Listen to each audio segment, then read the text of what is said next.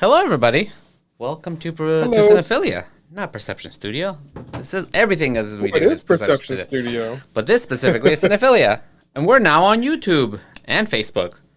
How's And everybody doing? Facebook. And Facebook. Look, Reed H. Cooper's here on time. It's great. We're ready to go. Kind of. It was a little hectic the last 20 minutes as we're trying to make sure that everything's working on YouTube and on Facebook. But welcome. Yeah. Thank you for showing up. Thank you everybody for being here. I have two windows open, so I'm going to see if I can actually access the Facebook chat and the YouTube chat at the same time and keep track of it while talking and doing the show. We'll see how that goes. That's going to be interesting. I'm in front of a lot of screens at the moment. But yeah. How's your day? How's everything going today? My day was good. My day was pretty smooth, aside from just getting ready for this change of a show. Yeah. We're trying to define what makes pop culture today, so I was writing down lots of notes about my thoughts of pop culture and stuff like that to prep for the show. So Cool. that's how my day went. How'd your day go? It's okay. It's hella windy in Southern California. It's Yeah, windy it and is. cold. Cold for us, but like super windy, like for no reason. I don't know why. And it's just been really obnoxious. Like our door in our front of the studio is going, just getting shaken by the wind. It's just too much weather for us here in California. I don't like it. Yeah. Well, today we're talking about defining pop culture, right? We're going to talk about what Yes. what pop culture is, how it's defined, and how that kind of works. But I think first we should maybe hit up the news. Let's see what happened in the news this Let's week. do the news. So what do you got? What's going on? There wasn't really a lot, but there were some announcements as far as streaming. I think all of the news this week, there were some trailers that we're going to get to that were released there. I'm very excited to watch, but otherwise, news stuff was all about what's coming to streaming, because streaming still seems to be the wave of the future, the current wave of movie watching. So there were some exciting things announced. The Muppet Show is finally coming to Disney Plus. Finally. Like, I understand why they want to hold off a little bit and have that be like another big announcement so that more people come in for that show, because it's a major show and a hard to find show if you don't already own it on DVD or VHS. It sucks because when they were doing the DVD releases, they only released 3 of the 5 seasons. Yeah, so we haven't been able to see those last 2 seasons for a long time. In a long time, yeah. So they're adding all 5 of those seasons to Disney Plus soon. Nice. So I'm excited for that. Yeah, that'll be really exciting. Although I'm really bummed that we didn't get that set, because I have the first few sets and I wanted to actually physically have the others. So I guess that's not gonna happen now. That's done. I have the first 3, and I love the packaging that they were doing for those sets, where each of the season releases was like a different Muppet character, like just their face. Talking about pop culture, we're going to get into like what makes certain things iconic, and those Muppet characters are iconic, and it was cool how they just had each one featured on a disc. And then the second season and the third season, which were Miss Piggy and Fozzie, I believe, had flocked coverings. Yeah. So I was a little worried about getting those because I didn't want the flocking to come off, but I'm very gentle with my collection. So they've kept up. My season 1 is flocked as well. Oh, the Kermit one? Yeah, the Kermit one. Yeah, the one that I got. Maybe mine's flocked as well. I'm pretty sure whatever special thing came out is what I have. Yeah. So, Knowing me. I'm excited to be able to see those. That'll be real cool. Yeah, just 3. Reed Cooper went to is check. asking, no more DVDs. It's just a streaming. Cool. So when is that coming, by the way? Oh, in February. Oh, cool. That's soon. That's in February. If you don't want to wait for the Muppet Show in February, next week Disney Plus is also adding Jim Henson's Dinosaurs. Yeah. I'm very excited about that as well. I haven't seen Dinosaurs in a long time, so I don't know how it's held up. Well, this is the thing. I loved it as a kid, because of the jokes and because of the puppetry and the world building and all that stuff. But I've seen some YouTube essays on dinosaurs more recently as an adult, Mm-hmm. um, that really speak to me as a kind of nihilist. Because without giving, I don't want to give too much of the show away if you've never seen it, but obviously they're the characters are dinosaurs and it's set in history and we know what happened to the dinosaurs, so that's underlying throughout the whole show, the fact that you know dinosaurs don't continue to exist for all of time. um and I think that going back to watch it as an adult, it's going to hit me on a different level because it has um it's obviously a sitcom, but it Mm-hmm. has some serious undertones to it. And I Mm-hmm. think as an adult, I'm going to pick up on those serious undertones a lot more, and I'm True. probably going to enjoy that. So I'm looking forward to it. I'm guessing the baby is the one thing that is not going to age well because he wasn't the most pleasant thing to begin with. He's But probably going to be fucking annoying, but everything else I'm excited but about. you know, And when is that coming out? that's supposed to hit Disney Plus next week. Oh, So nice. right away. Yeah, awesome. Yeah, because I don't think I've seen them. I actually watched them since I was a kid. I know I loved them, and I know it was one of my favorite things to watch. But it's Yeah, been such a long time since I've seen it. and that was one of the shows that I never got the DVDs of. So yeah, it's Yeah, been forever since I've seen it. Um, Also in streaming news, HBO Max is getting a Harry Potter show. like I'm not with sure how I Harry feel Potter. about it. I believe so. I believe that they're turning the. I don't know the details, honestly, but I believe that they're turning the books into a series because that's the trend right now. Like But they just finished the movies. Why do they need to remake them? I don't know. I don't know. I mean, Ah, why do they that's need to weird. remake any of the stuff that gets You know remade? what? Also, maybe we just let that lie for a little bit. We kind of let that settle and we figure that stuff out before we. That seems like a That's very weird investment to try to make right now. yeah. And that's why I feel like I don't know how I feel about it. Well, actually, I'm not gonna say I don't know how I feel about it. I do know how I feel about it, and I'm not excited for it. Like I feel like it just needs to rest. And I If get that a lot of people have Harry Potter fandom, and the fandom is huge even without acknowledging the author. Like lots of people love the fandom while still not liking the author's stances lately. yeah, But at the same time, like, what else do you do? I mean, there's a lot you can do with the world building, but why? I yeah. just don't see the purpose of it. I don't. I mean, it as if I was an investor, if I was the one putting money up, I'd be like, "Is this something we want to spend money? This feels risky. This feels like I'm putting some money into something that might not go so well because people aren't really. They're trying to stay away from it right now in large Right. numbers. So I wouldn't. And But also, at the same time, this is literally leading right into our conversation today about pop culture. Like something that is so popular, people will still throw money into it. People will still watch it if they make it available. I guess so. And that's the thing. If it's TV and if it's available, and be like, "Oh, I feel bad about it," but it's right there. I guess it's different Right, than exactly. like the video game where you have to go out and spend $60 on the video game. This is if this is just gonna be on TV, it's easy to just go bloop and turn it on. So Yeah. maybe, And everyone at this point is signing up for HBO Max because of all of their releases. yeah, it's So it's true. going to be there and it's going to be watched. But outside of that, I don't need to see it again. Like I saw the movie. The movies they made really good movies. They covered Yeah. everything they need to cover. And maybe if they were gonna do Harry Potter, they should try and done something in that world, just something else. Yeah. I don't know. We'll see.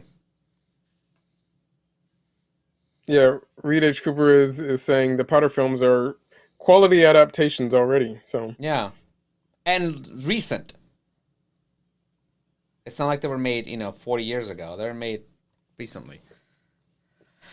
similarly, and I feel like maybe this would do better because of um, the problems with Harry Potter right now. Mm-hmm. Um, Disney Plus is making a Peter Jackson show. Yeah. which I don't think Peter Jackson is as popular as Harry Potter, but I think it's the same realm of storytelling. So Percy so I Jackson. think people will. Oh, sorry, Percy Jackson, I not was like, the let's see director, a chubby New Zealander. not the I'll director, watch Peter that. Jackson. Percy Jackson. Yeah, it was the I answer think to Harry people Potter. will navigate to Percy Jackson, but now I want to see a Peter Jackson show personally. None of that slip happened. Oh, that's funny. I know very little about Percy Jackson. I just know there's like magic and it's kind of like Harry Potter, but not really. And I know there was a Yeah, movie. it's That's all I know. it was a. I think Percy Jackson was the first to jump on the Harry Potter movie and book into movie trend. Like after Harry Potter was so Yeah. big, I think Percy Jackson was like the big push that they tried to do. And then they've Is tried to do a lot of other like big pushes like that. And none of them really hit the same way Harry Potter did. is Percy Jackson like an answer to Harry Potter? Was it derived from it? Was it like, oh look, that worked out, magic kid, so we were gonna make our own, or was it something that existed outside of I being think it influenced? existed already, but I think that the Percy Jackson movie was an answer to Mm, the Harry Potter movie. But I think that the books existed already. okay. I believe. I'm not certain. I've never read them. I've never seen the movie. Yeah. I just think it's interesting that both of these shows, again, are being pushed around the same time, just like Hmm. they were with the movies. So it's a trend. It's a trendy thing. All of this really is leading into stuff that we're going to talk about today on the show. Reed H. Cooper says, I think he's talking about Harry Potter movies. He said, they aren't that recent. I mean, actually scary to think, but by the time the TV series comes out, the first film will be 20 years old. Okay. Thanks for Yeah, and pointing we that out. get I we feel get more we get more Spider-Man than Harry Potter's in it's this smaller true. time frame. But, like, So Harry Potter was done. Like, they did a good job, and it was done. I don't know. Anyways. Um. Oh, so CBS Access is changing to Paramount Plus? yes. How's that? Just the name They're change? they're just they're rebranding. So I think that again with the trends, something happens and is popular, so everyone else jumps on board. Um, Disney Plus, Apple Plus. It's an easy way to rebrand and have a name that's catchier. I think that CBS All Access um, has a stigma to it. Like I think that people associate CBS All Access with being new Star Trek and nothing else. Yeah, and And I think that also, they want to branch out and be more than just new Star Trek. well, that and also that CBS All Access means was like, wait, I already was getting CBS on TV for free. Why do you want me to pay Right. you more? So I think that maybe there was a little bit of a stigma. It didn't feel like something new. It was just, yeah, they like So it's like Paramount we're giving being you more like stuff. yeah, Paramount being a big movie company as opposed to CBS being a TV channel, then it already has the branding of having a bigger selection. And Hmm. there's a really cool clip that they released of like promoting Paramount Plus Hmm. with all of these cool characters from shows that we know and love or shows that are coming up are climbing up the Paramount Mountain. And Oh, it's kind of cool. Like Captain Pike and Spock from the new Star Trek shows are there. Beavis and Butthead is there. Dora the Explorer is there. Um, Gail, the news anchor, is there. It's just like all of these people who are associated with shows that will be or movies that will be available on Paramount Plus, climbing up the mountain. It's a good branding. I have to admit, is Beavis and it's Butthead really funny currently to see on Spock. CBS? They're doing a new Beavis and Butthead show. That's They're right, bringing Beavis and Butthead back, because that's what we and needed. that's where it's going to be. Oh, we didn't, but I needed Beavis and Butthead. I'm fine with it. I Like I love love Beavis and Beavis and Butthead. Butthead. It's so I stupid, but I used to love it. hate Beavis and Butthead. When I first saw them, I hated it. I thought it was the worst show ever.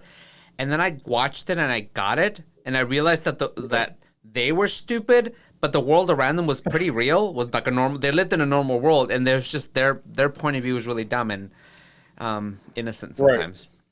So I really enjoyed it. I Dave and I spent a couple hours earlier this week, going through old music videos on YouTube, and one of them, a Nine Inch Nails music video. We watched a video, and then as a suggestion, it said it gave us the clip of Beavis and Butthead watching the video from the show, and we watched it, and it just brought back a flood of memories. Like Beavis and Butthead's commentary on you know, pop culture of the time, music videos, was pretty great. And the way that I mean, they're stupid characters, but the way that they saw things and would comment on things just cracks me up. It's weird because I'm fine with it coming back. I used to hate when they did the videos. I was like, I just want a video. I don't want them to talk over it. But now I miss it. I wish they would still do that. I miss that.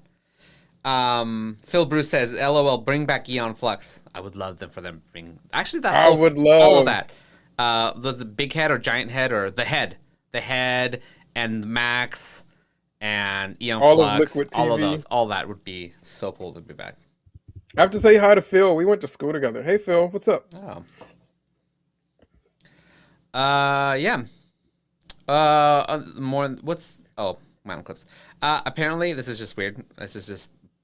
Paramount Pictures refused to sell Top Gun Maverick, so the new Top Gun movie that they were supposed to be out, I think this year in 2020. Netflix and Apple tried to buy it from Paramount. We're like, we'll put it on the streaming. Let us buy it. They absolutely refused.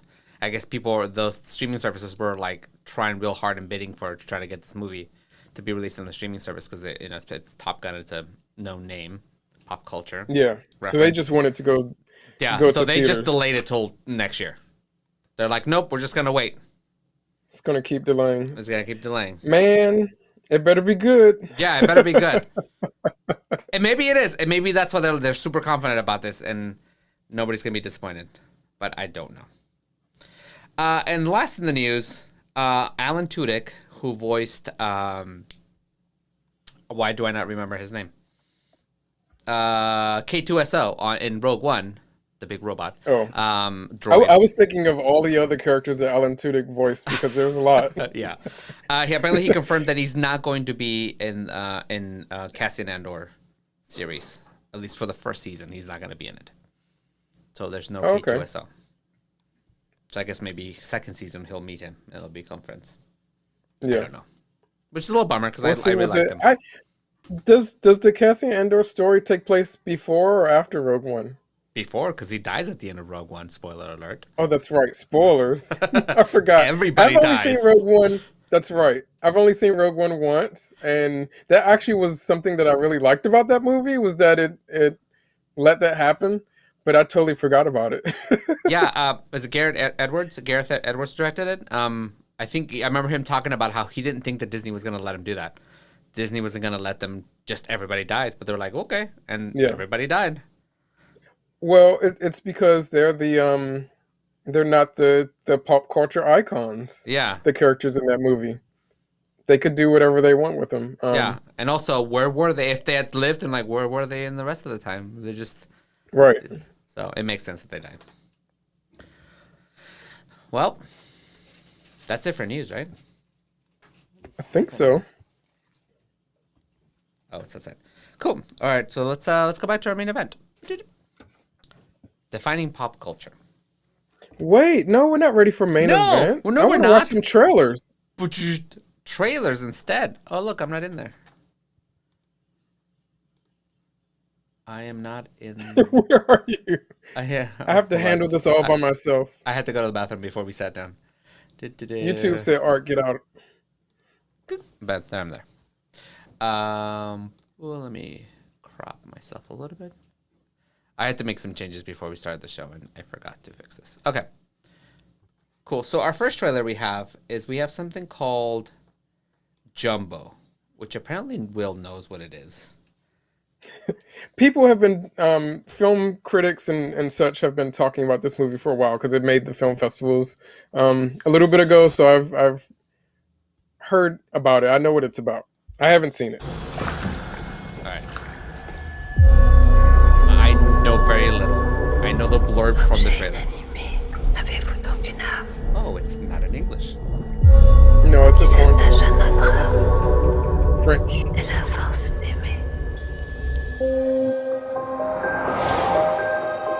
I will say I am excited to see it. Un pour ton père. Maman. Tout le monde me connaît ici, je viens depuis que je suis toute petite. Je mets des manèges qu'il y a au parc. Je laisse aller mon imagination.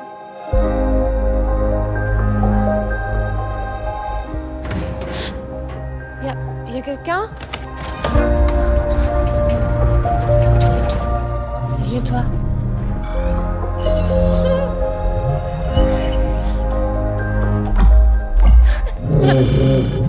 Ça te va si je t'appelle Jumbo, toi? T'as déjà ressenti des choses avec un objet, toi? Là-dessus, toi et moi, on est un peu pareil. Ouais, on a un peu le même amour pour ces bestioles.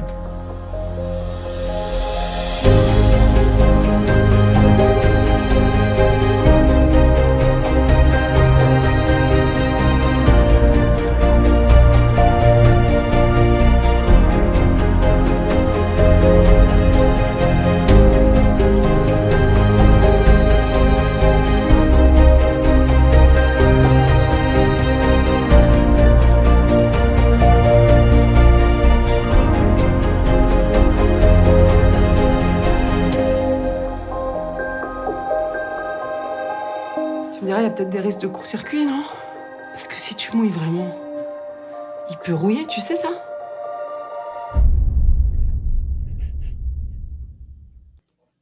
So wait, what? So, do you get what the movie is about at all? No, I have no idea. What was the description? You said that it had a description. What did it say? Let me bring it up. The description was... A shy young woman works in an amusement park. She still lives at home with her mother and is fascinated with lights and carousels. When Janine meets Jumbo, the park's new flagship attraction, a thrilling, unique romance ensues. I don't know why I missed that part. So the movie is about this girl who falls in love with an amusement park ride and the romance that they have. All right, this is real weird. So quirky. It's gonna be quirky and out there, but that's why I'm interested. So I don't know if you. This is the thing. This movie is not the first time I've heard of this. There was another woman who claimed to be in a relationship with the Eiffel Tower, where she would go and like sit and meet with the Eiffel Tower, and so this is a thing that some people experience, and I don't know the details of it, but. Yeah, I mean, I'm interested in figuring out like what it all is. I think the movie is going to be captivating. Yeah, but I don't know in what way. Yeah, we'll see. It comes out in February 19th in cinemas, and then in video on demand afterwards. So probably get it later in the year.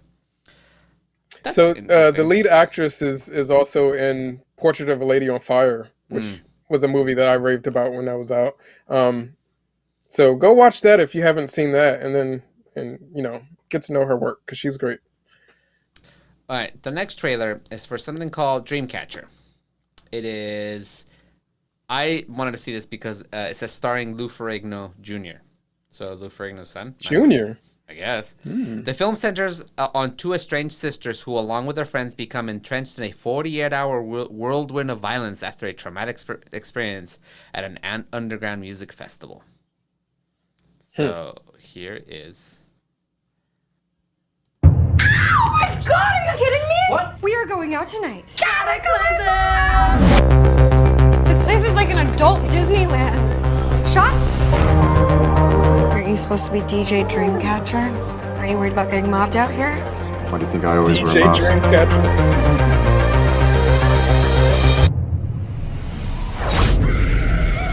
So here's the deal. We will get rid of the body, and you will walk away with a compensation check.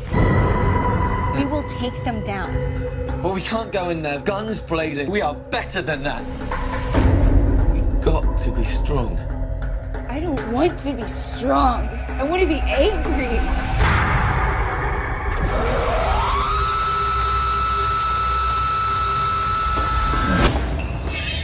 Go, go, go!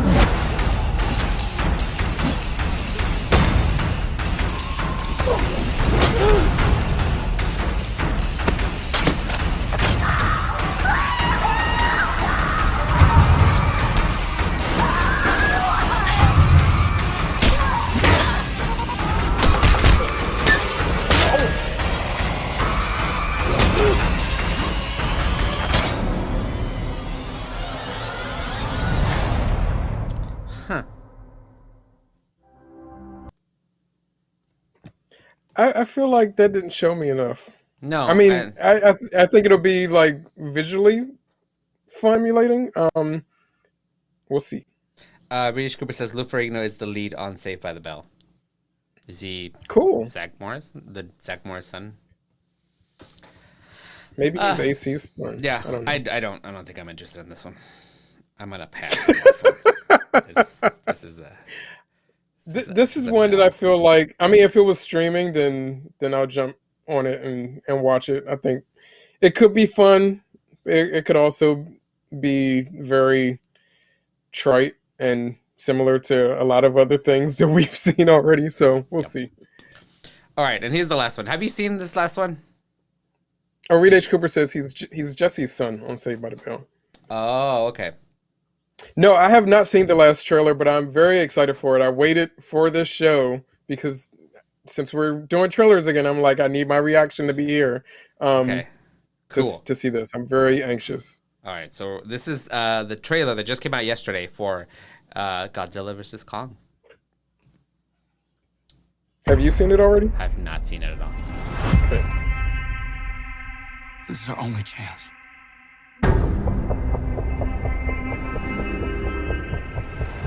We have to take it.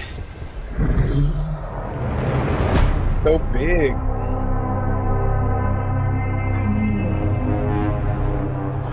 We need Kong. The world needs him. To stop what's coming. And this child, she's the only one he'll communicate with. I knew that they had a bond. She had nowhere to go, so I made a promise to protect her. And I think that in some way, Kong did the same.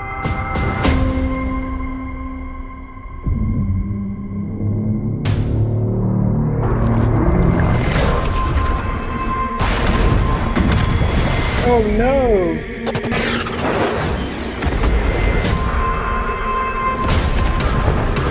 Godzilla just seems way bigger. He is!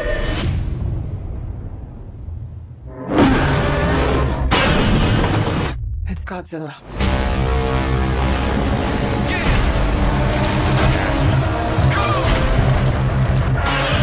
Destroy everything! Yeah, they shrunk Godzilla down and they Kong into the river. These are dangerous times. Godzilla's out there and he's hurting people and we don't know why. There's something we know why. we're not seeing here. I'm of the same opinion. The myths are real. There was a war. Yes! Last one standing. I keep reaching for greatness because I'm built from it. Who bows to who? Nobody will stop me. Here we go. Kong bows to no one.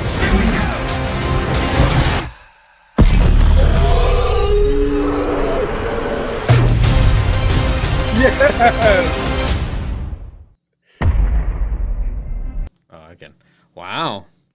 Okay, first of all, for clarification, they've gone on record as saying that the Kong that we met in Skull Island was a little Kong. He wasn't fully grown yet, and so that's why he's that much bigger now.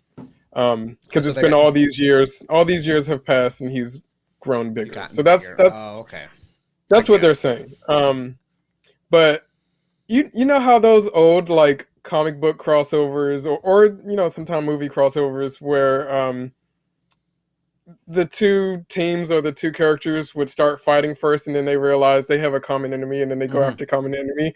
I just want Kong and Godzilla to like fight but then be like, wait a minute, and then they just destroy all the world. Like, destroy capitalism. That's what I want Kong and Godzilla to go after. They realize how they're actually being oppressed and they're the ones who should fight back against the system that is making them do that.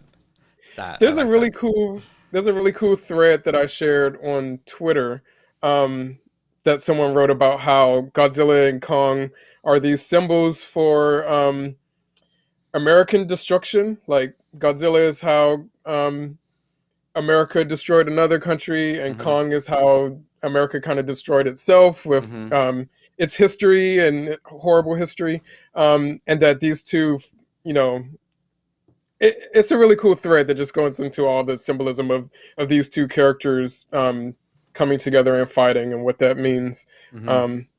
Go check. I'll have to share it to Discord and stuff, but definitely check out the Twitter thread that I shared there. Cool. I'm very excited for this movie. I must say. MJO, so I'm guessing it's M. Jason. Says, I cannot believe I'm saying this, but this looks good. And Phil Bruce said, yes. It does look good. Yeah, it does look good. It looks fun. I wish this is the one that I wish we could have seen in the movie theater, because this would have been real great in the movie theater. Our resident Godzilla expert Dave Davenport is here in the chat saying there's a shot with a mecha character in it, which, yeah, there's going to be a lot of monsters in this, it looks like. I thought it was just going to be Godzilla and Kong, but there were a few other Easter eggs, I think, in there. I didn't even notice the mecha one, so I'm going to have to go back and watch that again. But that's also exciting. Yay! Well, let's scrub and look for it. Let's see. I'm gonna guess I'll be here somewhere. There he shows up. See if we see anything. We're only gonna do this for like a minute or two. Okay, there's some. That shot was awesome. That shot was cool. I'm assuming the mecha is not going to be on the island with Kong. It's going to be in one of these other scenes. Shots.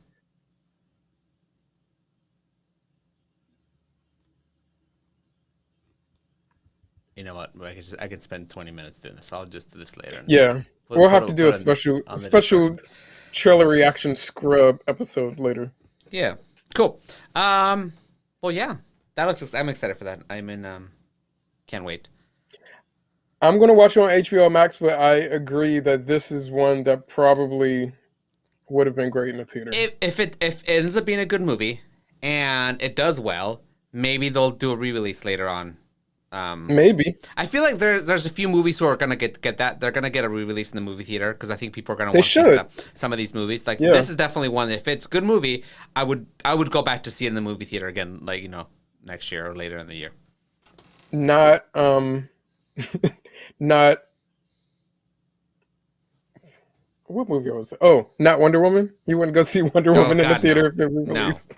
Wonder Woman 84. Phil Bruce says, is that 11? Yeah. She's all grown up. I think she's more grown up now because I shot this a while ago. Yeah. And she was in King of the Monsters as well. Mm-hmm. All right. Was that all the trailers? That's all the trailers. That's it. That's it for trailers. That's it. So it's cool. It's kind of cool having two chats going at once. I have to give some shout outs to people in the chats because there are people on both chats talking to us. Our friend Ashley says hi and that she misses us both. Oh, cool. Hi. Over on Facebook. Stargazer, who's a friend of mine, who I also went to school with, is over on Facebook. And Rosa Vega. That's my mom. I know. Hi, Mom. Hence the Vega. Cool. I can't see the Facebook. I don't know. I couldn't load the Facebook, so you're gonna have to keep up with that for me. The Facebook chat. Not a problem. Cool. So let's talk about defining, or what defines or defining pop culture. What defines pop culture? This is as we get more and more into so many remakes and sequels and stuff, I think it's important to kind of talk about the differences between what makes a movie popular and what makes a movie pop culture, because those are two different things. I think a lot of movies are a lot of movies are both, but I think that a lot of what we're seeing is not. A lot of these remakes and sequels are not that great, and I think that they exist because of pop culture more so than being actually like popular good movies. And so that I was just thinking about that one day and was like, oh, that could make an interesting episode, just talking about like what is it that makes something pop culture, what makes something fit into that genre. I think it's easier to define in other industries. Like obviously, music has a pop genre as opposed to movies. Movies don't have a pop genre. We just have some movies that are more mainstream than others. So I think it can be interesting, something interesting to talk about and try to define. Thus, this episode. I'm going to start with like using the actual definition of pop culture. I'm reading off of Wikipedia now, which we know Wikipedia itself is like a pop culture thing because people have so many hands in it. It's whatever is most known is what gets put up on Wikipedia. But Wikipedia says pop culture is generally recognized by members of a society as a set of the practices, beliefs, and objects that are dominant or prevalent in a society at a given point in time. Pop culture encompasses the activities and feelings produced as a result of interaction with these dominant objects, and is heavily influenced by modern times and mass media. So I think that's pretty true. Like, if you think of things like if I were to say to you, name a pop culture movie, what would be like one of the first things you think of? Star Wars. Yeah. Star Wars, Star Trek, Harry Potter, as we were talking about earlier. Anything Disney. I think Disney automatically falls into pop culture. Lord of the Rings, I would say, is pop culture. So, comic book movies, I think. I'm going to rephrase that. Superhero comic book movies, because there are movies based on comic books that I don't think fall into pop culture the same way.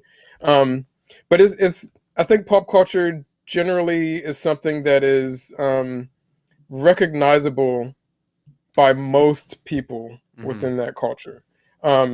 So, like, for example, I was doing the popcorn bucket for this week, and I don't know if you guys noticed these popcorn buckets. I never use noses for the characters. The only popcorn buckets that have noses that I've drawn are animal characters like Kit Bull or Scooby-Doo.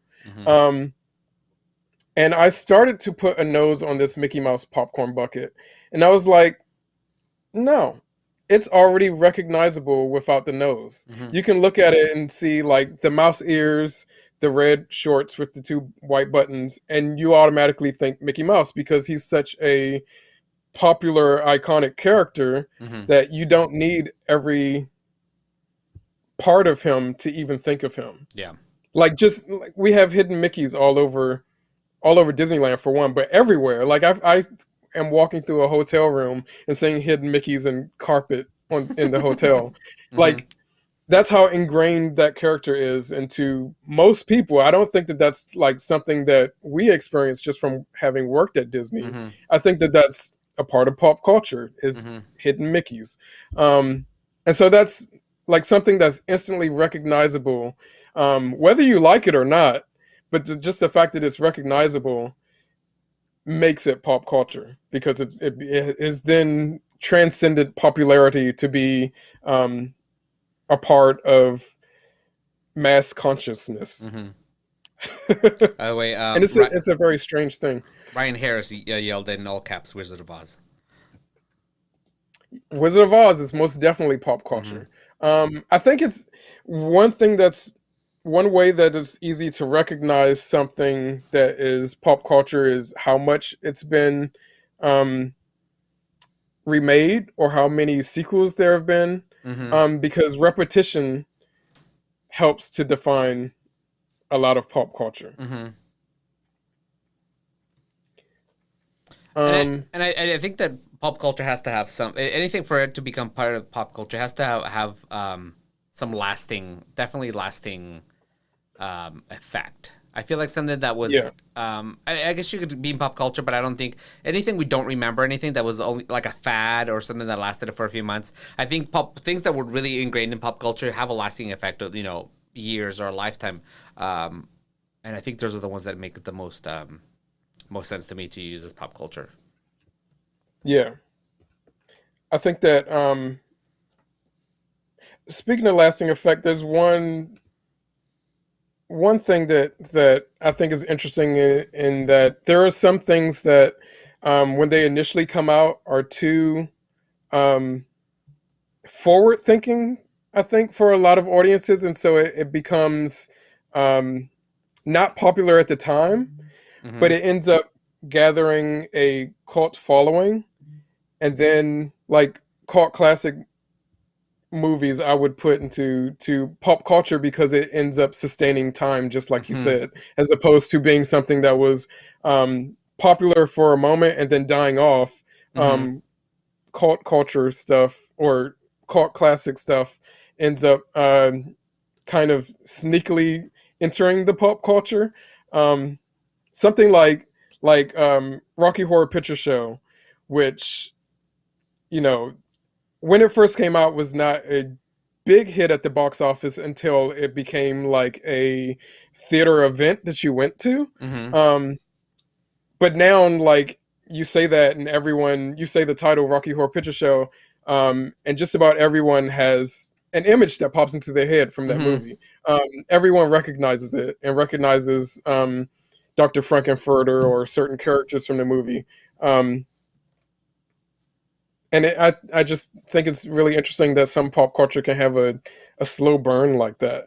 Because when you think of pop culture, you think of like really in your face stuff, but there's some more subtle things that exist within pop culture as well. Yeah, I mean, there's a lot of things, a lot of movies, and a lot of things that don't hit that mark right away. I mean, like Labyrinth or any of those cult movies that like failed at the box office, it didn't do so well, but all of a sudden over time, maybe if you saw it as a kid and as an adult, you were able to kind of still remember that and still hold on to it, it becomes more ingrained into you and becomes more part of that pop culture. I do think that nostalgia dictates part of pop culture as well. Like things that, like you said, some things that weren't popular when we were kids, but we enjoyed. Actually, I would say that a lot of pop culture is dictated by children. Do you think? Because a lot of markets do things for children. Okay, let me take a step back. I think that something that I was thinking about when thinking about like how to define pop culture, I was trying to think of what creates pop culture, and I feel like there are two different ways that pop culture can be created. Okay. One is by producers who are specifically trying to create pop culture, and that's where the repetition comes in. Like if producers are like, we want this to be popular, so we're going to keep pushing it. I think that's why everything that Disney does automatically falls into pop culture, because Disney continues to push and push and push their branding to the point where no matter where you look, you see it. And so it instantly becomes recognizable. So that's one way I think that some pop culture is created. So this is like an artificial way to do it, to create it? Yes. Okay. Because the other way to create it is is a less artificial way, which would be to have something that is unique enough to stand out against everything else. So like Rocky Horror Picture Show, even though it wasn't popular at the time that it first came out, or Labyrinth, there were people who found it unique enough to gravitate to it, and not only gravitate to it, but hold on to it. Yeah. And then I guess a third way, I wasn't even thinking of this as another way to create pop culture, but I was thinking about this in a different context. But I would say a third way to then enhance that is, I think that a lot of pop culture has to cross, in order for something to become pop culture, it has to cross industries. So something like something that is a film like Labyrinth, once you then cross into like the music genre and having David Bowie do the soundtrack, or you cross over into comics and then have books or other kinds of toys and merchandising made based on that. That then creates the repetition that creates the pop culture. Okay, if that makes sense. So do you think we live in more? And maybe this is what I'm thinking. I feel like maybe now we live in a far more manufactured pop culture than we did before. I think right now so much of pop culture is more manufactured than actually have been organically grown. If that's the I would say yes, because so much of I think that bigger companies are trying to sell us certain things, and so they're creating culture to sell that. But at the same time, so we get like really pop music being pushed on us. We get a lot of franchises and movies pushed on us. A lot of sequels and remakes, like I was saying, a lot of repetition. But in response to that, I think that the true pop culture right now, outside of like movies and music and stuff like that, is meme culture. And meme culture is created by us, which is interesting. I think that I won't say this is the first time, but I think this is probably the most intense time that the population itself has been creating what is pop culture in a different way. Okay, yeah, that makes sense. And that's outside of media necessarily, like our traditional media. This is kind of another medium that came out of that kind of generated its own pop culture. Yeah. That's interesting. I hadn't thought of memes and stuff as pop culture, but of course they are. Yeah, they are. I mean, they're a response to pop culture, but they also become pop culture themselves because they generate further responses. Memes are so interesting. And memes are I personally love memes, and I love like GIF commenting. That's like some of my favorite things. Yeah. But it's a weird culture in itself. Yeah. I mean, we could do a whole episode on meme culture, to be honest. Reed H says, I avoid memes if I can. He's not a fan of memes. I love memes. I don't have attention span for a lot of things, so if I can give me something in like 2 or 3 seconds, I'm good. I think that's what's really great about memes is that it is very concise and very quickly. Like, because, and memes only work because of the whole mass consciousness that everyone shares. Like just showing an image, like one image, and you automatically getting what is happening and what that represents, and then taking that image and adding it to another image that does the same thing on its own, but then taking those images and combining them to create something different that speaks to both of those things separately. I think memes are intense and kind of brilliant.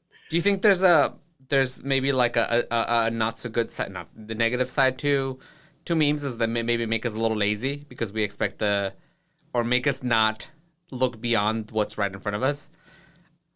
I think that, or it's maybe possible. Not that it doesn't make us look beyond what's in front of us, because I feel like in order for you to understand the meme, you have to, the more you understand about the situation that the meme is commenting on, the better the meme is. Yeah. So if you're only getting surface memes, maybe that's, I don't know, maybe you're not getting into the meme because this only popped into my head because this past week you posted something and it was a comic strip, but it's kind of like you have to swipe through. Yeah. I stared at that first image for a good 20 to 30 seconds going, I don't get it. I don't understand this meme. I don't know what he means. And I went, oh, click, swipe. There was more I didn't realize there was more panels to it. I thought the one image was it. And I was like, this doesn't make any sense. Well, I think that's more of a problem with that's more of a social media thing. Okay. Less than, I mean, memes are very inherently social media. Yeah. But I think that problem you were focusing or you were having was more of a thing on social media being a certain way of presenting memes as opposed to the meme itself. Okay. If that makes sense. Yeah, it makes sense. Beige Cooper says, too many times a meme becomes a trend and people are just making the same joke over and over and it loses energy for me. That can happen. That definitely happens. It depends on how good it is. I personally am all on the Bernie memes. The Bernie memes are hilarious to me. Just his fed up face being put into all those situations is hilarious to me. I'm also really fond of memes that make fun of Scarlett Johansson playing anything other than a non-white woman. That will never get old to me. I'm sorry. That will never get old to me. There are some memes that transcend for me but there are definitely other memes that are just like, okay, that's over with. I get it. It all depends on the context, and of course, it all depends on your own perception of what you're into as well.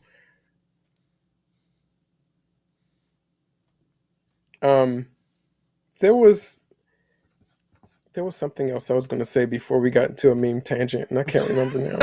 but I honestly did have meme culture in my notes because I knew that was going to come up, and it needed to come up. Oh, I know what it was. Howard in the chat. Hey, Howard. Hey, Howard.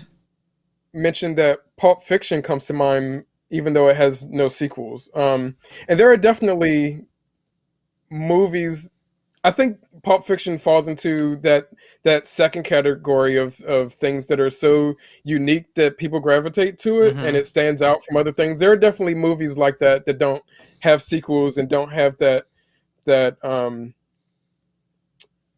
don't have as much repetition, that still fall into pop culture just because they're so strong in and of itself. When I was looking for a background for this episode, I went with another pop culture setting, because I know that everyone can see that setting, see that couch behind me, and know exactly what it is. But when I was looking for a background, I literally typed into Google pop culture movie to see what would come up, and Pulp Fiction was the biggest hit. There was just like Pulp Fiction everywhere, and I wasn't any good backgrounds for me, but I found that interesting that Pulp Fiction is, Google searches are made on algorithms and such, so Pulp Fiction is the biggest pop culture movie that websites apparently have talked about on the internet, which is just fascinating to me. Let me see what comes up when I Google pop culture. Nope, not what appears. Just see images. Oh, I see a bunch of weird stuff. Oh, what kind of stuff are you looking at? Like pop, like pop art. For some reason, like a lot of that. Oh, okay, yeah. But it's all of things that are, in the pop culture. But it was weird because it mixed pop art with it. Yeah. You mentioned earlier how like pop culture has a lasting effect. And I feel like there are, it's not sustaining pop culture is definitely not trendy. It's stuff that kind of sticks around, but we do get these little trends, especially in movies. In the movie industry, we get little trends of what's popular at the time. So like we were talking about earlier, Harry Potter came out as a movie and became very popular. And then we started to see a trend of a lot of other movies like that, Percy Jackson, and a lot of other movies that were similar come out trying to capture that popularity. And I do find it interesting that the movie industry does have those pockets of trends that pass by. Like science fiction is another one, that there are certain times where science fiction becomes really, really popular, and then it kind of dies off for a little bit. Or there'll be a few years where there'll be like 100 vampire movies. Like there are times where vampires are really, really popular, and then it kind of dies off. And a lot of those movies we end up forgetting because the market gets so saturated with all of that stuff that it all kind of becomes the same. But then you get something like Pulp Fiction that Reed H. Reed H. Cooper was saying had the shock value when it came out, and there was nothing else to kind of like jump on it, because it was a very unique thing to Quentin Tarantino and the way that he makes films. It was a very auteur film, and so that ends up sustaining and standing out by itself. It's kind of like, I know we talked about Labyrinth, but also when the Muppet Show first hit, that was such a new thing. Like, people knew Muppets a little bit from their appearances on talk shows before that, like Ralph and Kermit. And when the Muppet Show hit, it was such a throwback to vaudeville, so it had kind of a nostalgia factor for the audience then, but at the same time, it was puppets done in this new and unique way, and given this new and unique format to do a show, that sticks. There was nothing that could recreate it the same way as that show did. So it stuck and stood out, and is why we think of the Muppets as being this very particular thing, even when Disney is trying to make it something else. Pop culture still sees the Muppets as being the Muppets, and Disney's trying to do all these other weird things with it that aren't really working because they're not giving us the Muppets. So I think that's the catch-22 of pop culture, is getting, if pop culture recognizes something a certain way, then it's hard to break out of that, for sure. It's hard to redo it, or it's hard to reinterpret it. So then I guess maybe there are different levels of lasting that a pop culture is. Like, as you mentioned, like vampire movies, like we kind of got over that, but they did last for a few years, and now they last a little bit, but they, in the long term, they don't last as. I mean, but there are vampire movies, specific vampire movies that last, like Bram Stoker's Dracula is an iconic movie, or even Dracula with Bela Lugosi is an iconic movie. So there are movies within those trends that end up jumping out, but then there's like no one thinks of like Dracula 2000 or anything like that.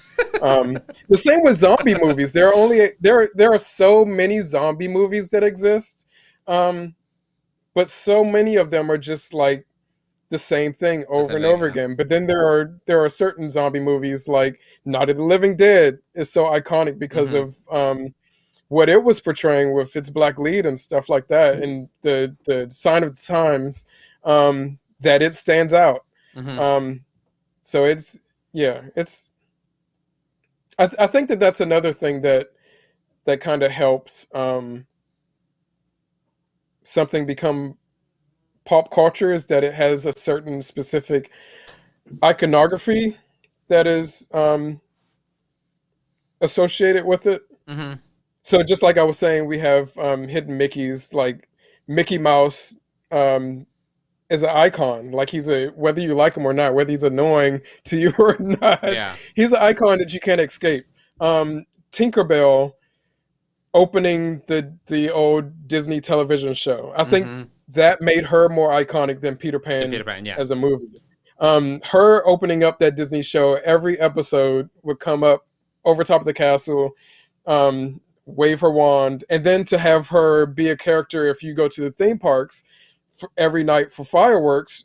Tinkerbell is a part of the fireworks show. So she becomes a certain iconography with the company, so that anytime, even though Tinkerbell is a character that was not created by Disney, she's a character borrowed from another work. Anytime you hear Tinkerbell, you think Disney. It's just how it is. We get so many Peter Pan movies that are not Disney, and still all of those characters are more associated with Disney than not. Fairy tales in general are, to be honest. Howard says, music, food, fashion, beyond the scope of tonight's chat when it comes to pop culture? No, I don't think so. I think because they all affect each other. I think we mentioned earlier, they do overlap and they affect each other. Definitely. And that's how you can recognize something has really made it into pop culture, is by the fact that it jumps industries, it jumps into different forms of entertainment. In the same way, even something that hasn't started as a movie, books that jump into film have a higher percentage of becoming part of pop culture, as opposed to books that just stay books. And that's why so many books or so many authors want their books to become movies or TV shows, because it builds up that notoriety. I remember, this is a really good example of, I think, me experiencing what pop culture is. I remember being a kid and into comics, into superheroes, reading Marvel comics, and I remember picking up an issue. I didn't pick it up. I just saw it on the newsstand. It was like a Vogue or Vanity Fair or some sort of fashion magazine that had models posing with drawn-in Marvel superheroes.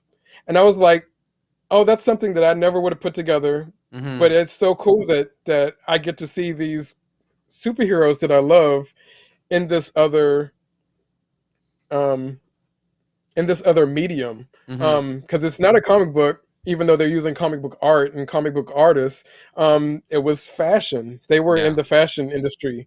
Or if you look at something like Angelina Jolie's Maleficent, who became like a fashion icon because of her fetish wear headdress, or someone like Grace Jones or David Bowie, who transcend industries, like as far as acting, as far as music, as far as being fashion icons. Them themselves, Grace Jones and David Bowie and Prince and Michael Jackson, they all became icons of pop culture because of being able to do all of that, and do all of that stuff very uniquely in a way that other people or actors or models or musicians couldn't. So all of that, pop culture is a part of all of that entertainment. By the way, Peter Valdivia says hi, Will. Hello, Peter. How's it going? Didn't say hi to me, just you. Even though he commented so cool on my post. It's on my post. So he cool said hi to you. That being on YouTube and Facebook, like all of these familiar faces are popping up. Yeah, I'm keeping track of 3 different places where there's chat. Where's the third chat? In my own post. That's where. Oh, okay. Text, yeah. Got it. Let me hit a couple of these things. Reach Cooper says, speaking of comic book movies that actually transcended its comic, Scott Pilgrim, the film was way bigger than the comic book series. Yeah, totally. And then so I started this out by saying like the difference between popular movies and pop culture, because there are movies that become popular for a moment, but then they kind of die off, which is sometimes fitting depending on the movie, but sometimes unfortunate as well. So something like Ghost World, which is a comic book movie, I feel like that movie kind of helped solidify Scarlett Johansson as an actress, but then people kind of forgot about the movie. And it didn't really, it's not a superhero movie, so people don't associate it with being a comic book movie, and then it doesn't kind of transcend in that way. Which is unfortunate because it's a really good movie. The same thing for the film, animated film, Persepolis, which is based on a biographical comic, which makes it, a comic book movie. But again, it's not that MCU style that stays in the public consciousness. Talk about pop culture and repetition creating pop culture. That's basically what the MCU is. I mean, they're great characters that I love, but we're getting a lot of repetition, and so people are familiar with it, and it becomes nostalgic. It's weird to think that something that is current is nostalgic, but at this point it is, because that's literally what's getting me through WandaVision right now. Yeah. Because third episode those episodes are kind of rough. They're not funny. They're not funny at all. But the interest of what's going to happen to these characters that I like and know, and the little inklings of where it's leading, introductions of characters like Monica Rambeau, all of that stuff is keeping me on that show because it's pop culture. Howard says he's talking about the Take On Me music video. And he said, 12 frames per second pencil over film look totally forgotten at this point, and that's okay. And then Redish Cooper says, wait, Scarlett Johansson was in Ghost World? I only remember Thora. Yeah, she was the other girl. Scarlett Johansson is Thor's best friend. Yeah. And that's one of the things that drives me crazy about it, because Thora Birch is also a great actress. Yeah. But where is she now? She was on Walking Dead. That's it. Was she? I didn't even know that. Yep. I didn't realize it was her for a while. She had a cameo in, of all things, Last Black Man in San Francisco. And when I saw her, I was like, hey, that's Thora Birch. I was like, good to see her. I'm glad she's doing something. Yeah. But Scarlett Johansson blew right up. And now she's able to play whatever she wants. Whatever she wants. Whether we want it or not, she's gonna play it. Good for her for sticking to her guns.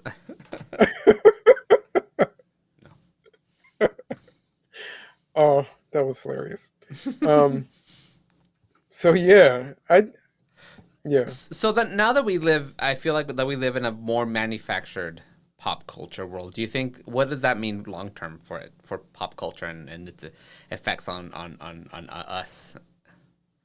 I think that first of all, I have to blame this on us, not me and you in particular.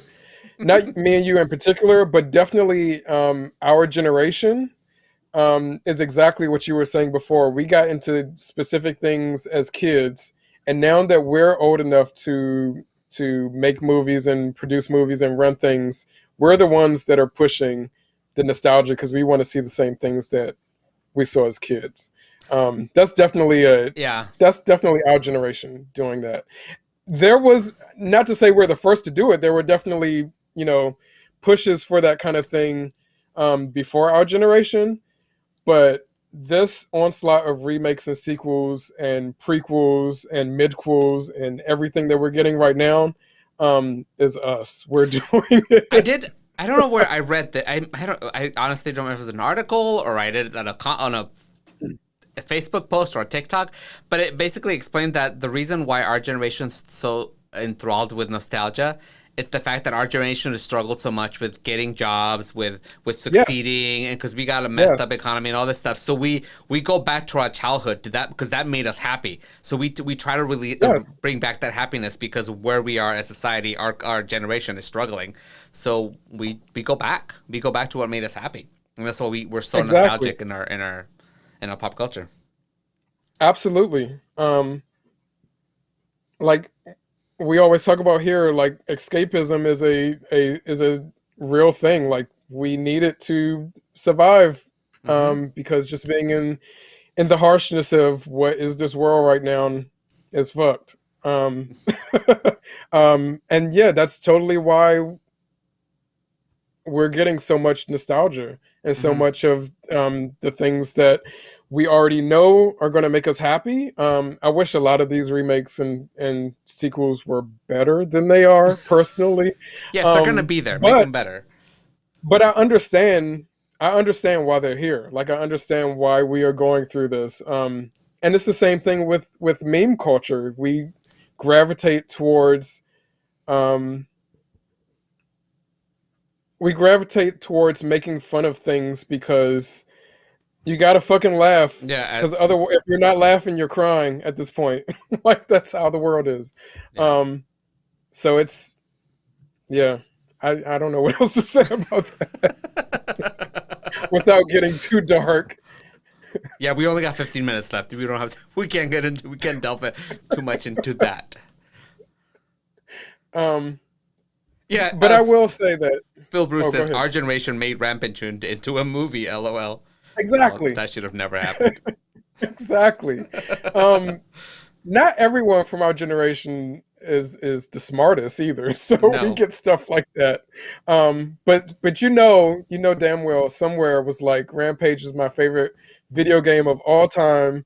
And it's going to be my goal to make it a movie before I die. And they did it. Yeah, hypothetically it sounds exciting because I was like, yeah, that would be cool to see these three monsters climbing up buildings. Yeah, but it practically, and I don't know if that's something to aspire to. But then that's another thing that I was talking about earlier, where we have this specific idea of what makes something good because of pop culture, and then when you change it, which Rampage did change a lot of that,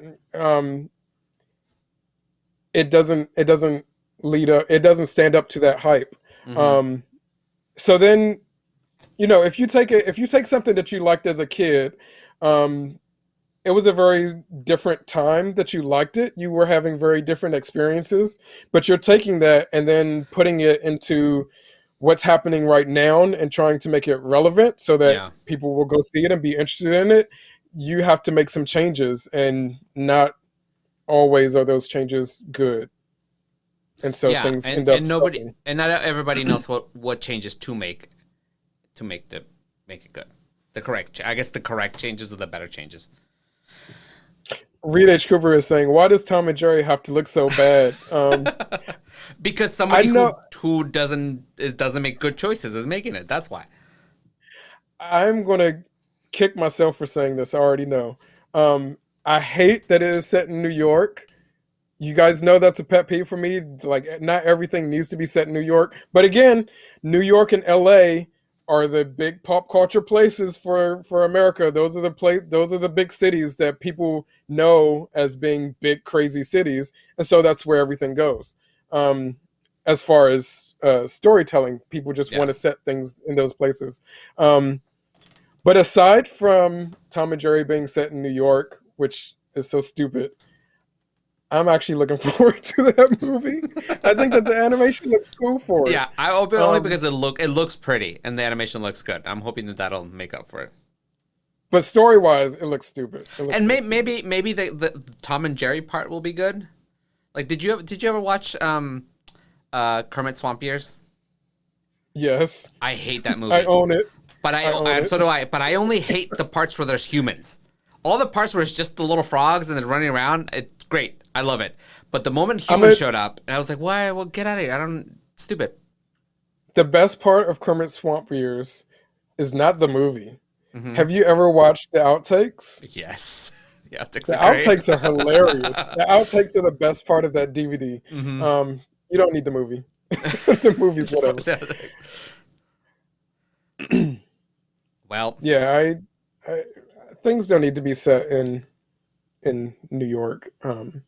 But you just reminded me, see, all of my pop culture favorites are coming back, and it seems like the Muppets are a big thing for us. I know they're a big part of our pop culture on this show, but seeing something like crossover, I think, is also a major pop culture thing, because it's just like when I was talking about the memes, taking two memes and putting it together and have it stand as something new. I love seeing different franchises crossover. So like Kong versus Godzilla, I think is awesome. Alien versus Predator movies are not that great, but for some reason I still enjoy them just because it's that crossover. They're not great. They're not very great movies. Actually, the first one, I love the fact that they had a black woman lead and let her like go all out with it. But talking about Kermit Swamp Years, you just reminded me of like a crossover that I could not get enough of as a kid, and that was the TV special of the Muppets going to Disney World. And it was just as Disney was like trying to buy the Muppets, so the Muppets were becoming part of the Disney family, and they decided to do this special. And it is one of my favorite Muppet things ever, and one of my favorite Disney things ever. And I think saying something like that also ties into the draw of pop culture. Like seeing two things that are popular on their own, then combine is kind of like Freddy versus Jason. Hell yeah. That's fun. Stuff like that is really fun, and I think it feeds into our group consciousness because it's all things that people know already. Terrence Dark says, remember when anime was not pop culture but shun culture? Do remember that. I do remember that too. I remember when nerd culture was shun culture. Yeah. So like comic books, anime, all of that stuff were things that were not pop culture. But again, our generation, because we were the ones that were really into that stuff, and now we're the ones making decisions. All of that stuff is we're just making it fucking popular. Oh my god! Like all you bullies that made fun of us in school. I remember being in elementary school.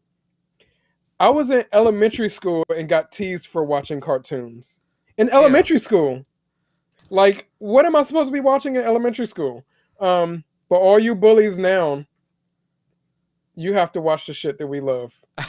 And you're going to love it too, damn it. We grew up to make decisions about what cartoons we should be watching as adults. We're not making any decisions about economy or capitalism. We're going to concentrate on cartoons and things like that. I actually love the way that you said that sentence. We grew up to make decisions about what cartoons we watch as adults, because a lot of the cartoons that are being made now are not being made for kids. They're being made for us. Absolutely. And we're also getting a lot of remakes of cartoons that we enjoyed as kids. So like DuckTales. There's this new Chip and Dale coming out. We got new Thundercats at one point. We had new what else? There was lots of new. There's been lots of remakes. Very interesting. She-Ra, which is a good example of how to take something that you liked as a kid and then modernize it, because there's a lot of diversity and inclusion in that show that's awesome for today.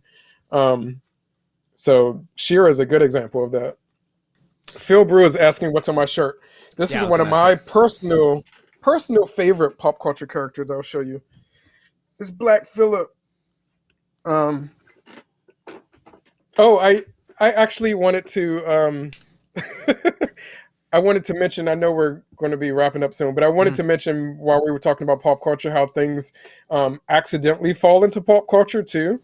So something like the Babadook, which I don't think would have been as popular of a movie if it hadn't been for Netflix accidentally putting it in the LGBT category, and then Babadook suddenly becoming a gay icon.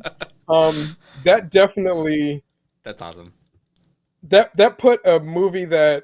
It's a movie I love, and I have very personal ties to, but I don't think a lot of people initially got into that movie. But all that happening definitely moved that movie into pop culture because of it. And now everyone knows what Babadook is. Because at the very least, you want to go find it. Yeah. So. All right. Well, we're gonna wrap it up there. Yeah, it's in the links. So if you guys want to look at that shirt, you can get it on Redbubble.